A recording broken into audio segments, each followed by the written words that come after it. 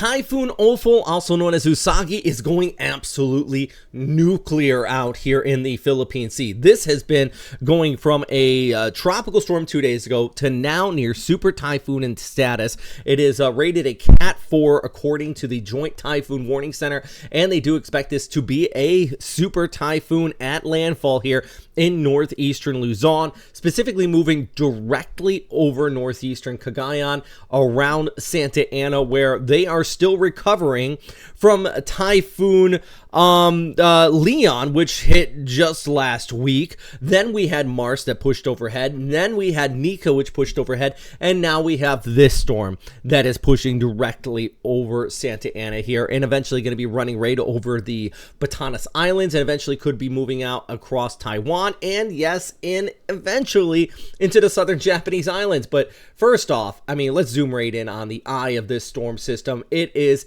a dangerous. You have that pinhole eye, which has been wrapping up. Here's a look at microwave imagery peering through those upper level cloud tops. You can see the eye wall replacement cycle, which did take place, and then an inner eye wall forming up, and that within that, that's where you have that core of those winds, which are being rated at 115 knots according to the Joint Typhoon Warning Center. This is interesting though. This just shows you the time frame. This line right here is showing midnight on the 12th.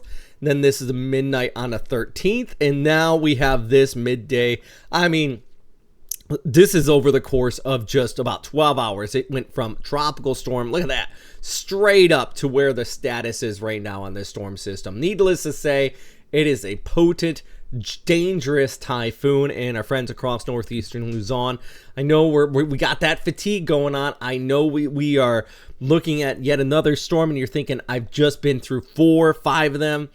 What's the difference? For Santa Ana, it will be felt. Now, the good news is this is a very tight storm, so exponentially the winds will increase away from that core of that inner core. So places like Isabela probably going to miss out on the worst of the winds, albeit it's all about that heavy rainfall. So prepare to evacuate if you need to, just because we have the impacts with the heavy rain on already saturated grounds.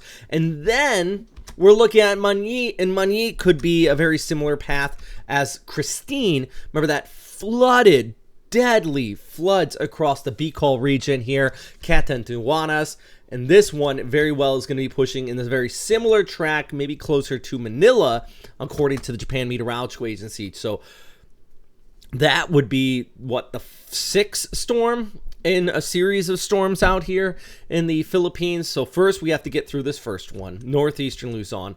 Then we have to get through the next one, which is anywhere from Catanduanes all the way out towards Cagayan. Needs to be watching Manyi, also going to be known as Papito. Papito, I hope I'm saying that right, in the Philippines once its names. And I've been hearing this from a few people. And you know what?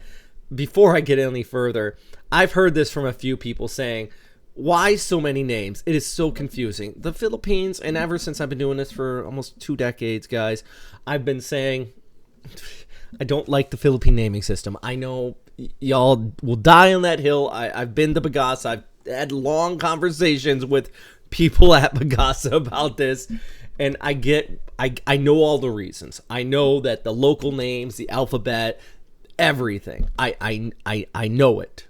Been doing this long enough. I just don't like saying 2 different names. And when we have 4 storms out there at the same time, which the first time ever in the month of November we had that, it gets confusing with 8 different names here. It's like, which one are you talking about? So I swing back and forth. My graphics automatically update with the international name because that is the WMO standard. It just is. I know that JMA, they actually just call them by the numbers. Versus the international name.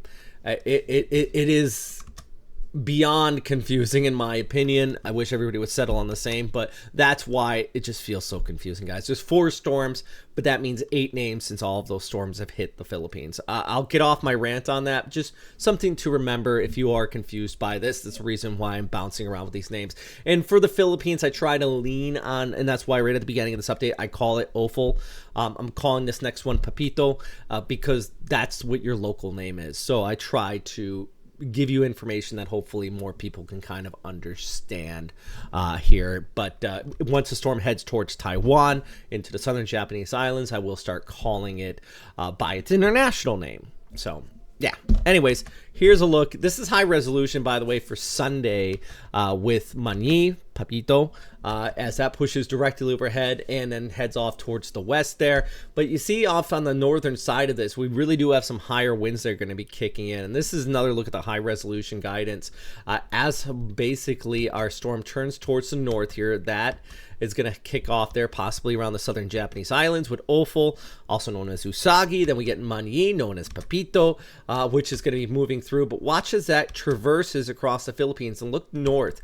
Big, bad cold surge is going to come in. That is going to really bring some windy conditions for northern Luzon, Taiwan, but also it ushers in an exceptional amount of dry air, which is going to vastly weaken this storm system. So there's storm number 1. Here comes storm number 2. Both have their whole range of impacts, heavy rainfall all across the Philippines. Guys, there is plenty to still talk about out here. So, of course, I'm going to continue to do my best to keep you posted on what is happening out here across the Western Pacific. And you know who else is doing their best to help us out? Garmin, Colonel Sai, Jeff Zeza, Jacqueline Smith, and Gian. Gian, I'm not even trying to say your name, but I have talked to you on Patreon a few times. Big thank you. These are all people that donate more than the $10 a month for our Super Typhoons. You're all legends. I also just got some people on our PayPal who have been donating, and here a shout out to you guys too. You're such heroes, and thank you so much for continuing to help keep this channel going. It's not just keeping the channel going, it's paying the bills with these graphic systems, our website, everything else. We could do it for free, but we try to make a good product here, so that's the key thing. Anyways, yeah, big shout out and a big thank you for everybody who does help out and supports the channel. And if you don't want to donate, please at least hit that subscribe button, because it does go a long way. Our goal is to get up to 100,000 subscribers. If we get there, I'll never ask for a like and subscribe again. It just want to get this channel verified because it helps out with the algorithm. So yeah, please do check that out. Anyways, we're going to continue to track this storm. It is going absolutely nuclear out here in the Philippine Sea. It looks like a pinhole eye developing.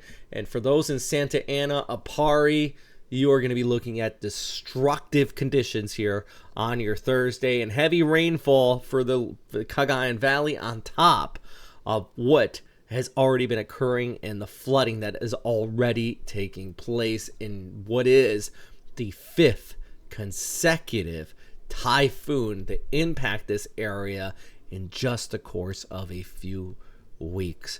My goodness. Stay safe out there, friends. It's got a long day ahead here.